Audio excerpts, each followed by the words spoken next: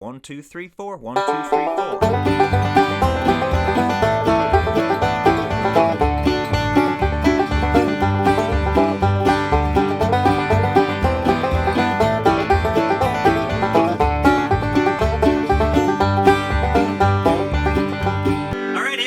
Banjo Land, Mike Heading here. Today we're going to break down the classic song Salty Dog Blues in the key of G.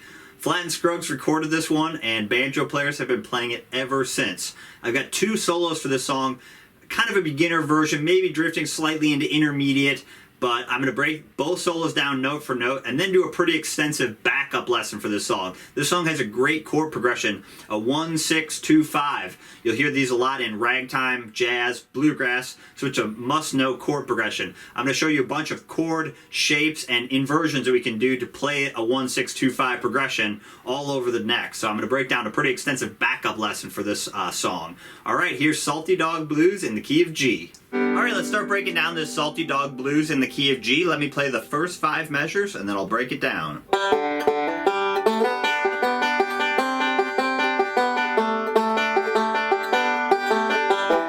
Let's do that a few times.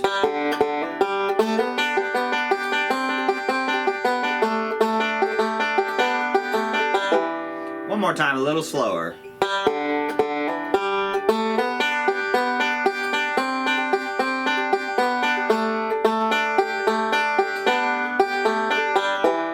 Okay, we're going to start with our pickup on the and of beat 1. We're going to hit the open 3rd string with our index finger of our right hand.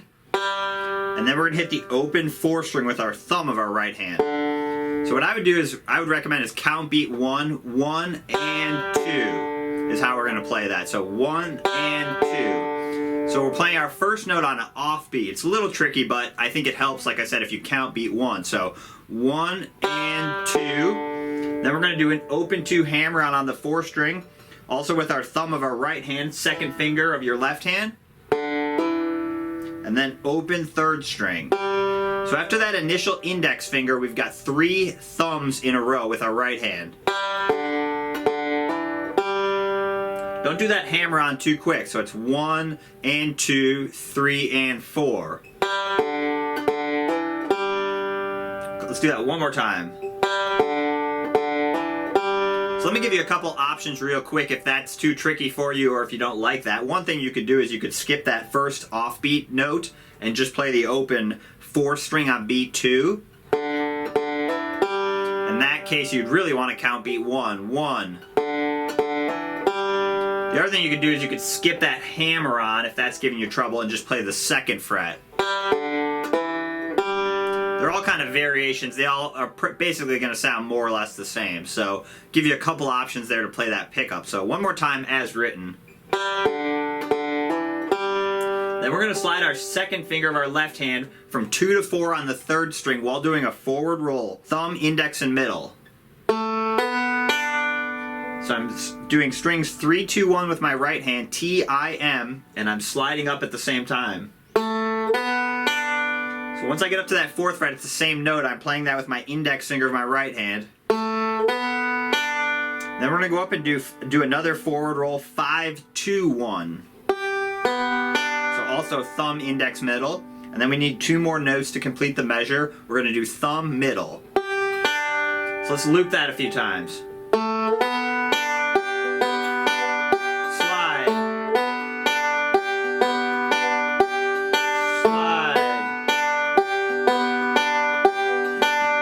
Same thing with that hammer on. Don't do the slide too quick. Get a good solid first note. Alright,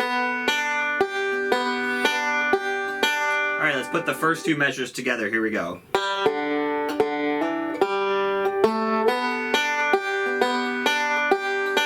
One more time. 1.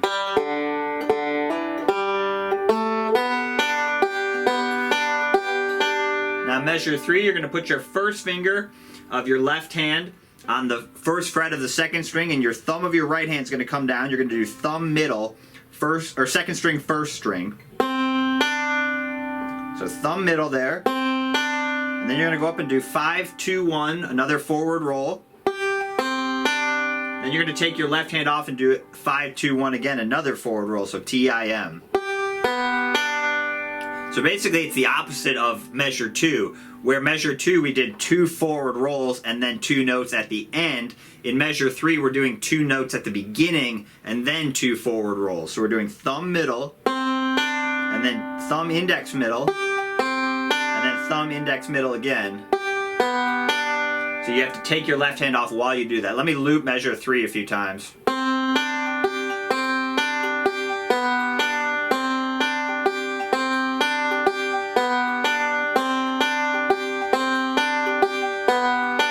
And so why am I bringing my thumb down to start that? That's kind of a classic Earl Scruggs rule. If you can use your thumb, you should. Your thumb usually has a little more power. It's picking down versus picking up. You could also play that with your index finger of your right hand. But it's kind of slightly less Scruggsy, if that makes sense. It just, your thumb has a little bit more power, so it pops out that melody note a little bit. Another thing interesting to note there is we're playing over an E major chord, but that first fret second string is not in the chord at all. That C note is actually not in our E chord at all. So that's interesting, especially for beginners. It's easy to get confused and think anytime you see a chord, you have to put all those down.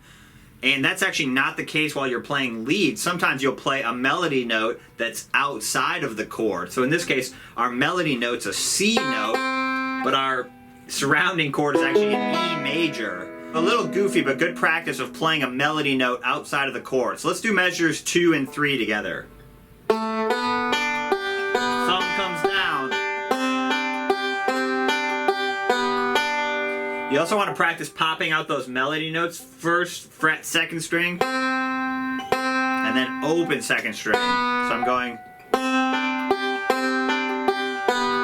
kind of exaggerating it with my right hand so you can really hear it, but that's good practice, kind of accenting those melody notes. Let's do measures 2 and 3 one more time.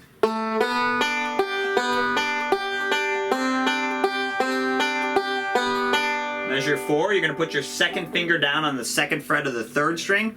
Play that note with your thumb of your right hand. And then do thumb middle, third string, first string. So the B1's a quarter note, so you got 1, 2, and.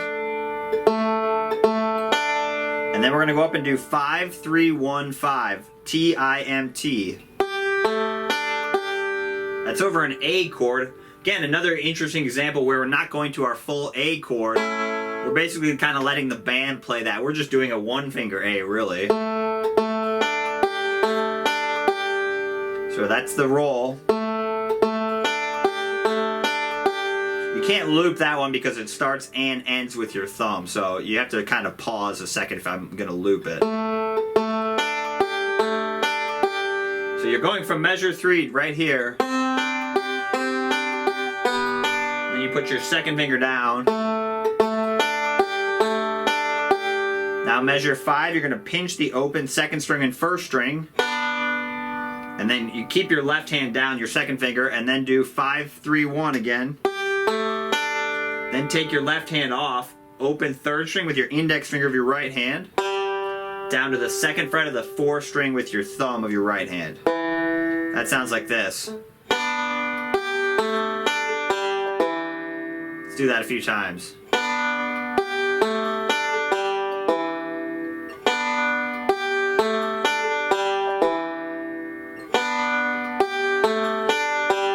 Beats 1 and 4 are quarter notes, so it's 1, 2, and 3, and 4. Let's do 4 and 5 together.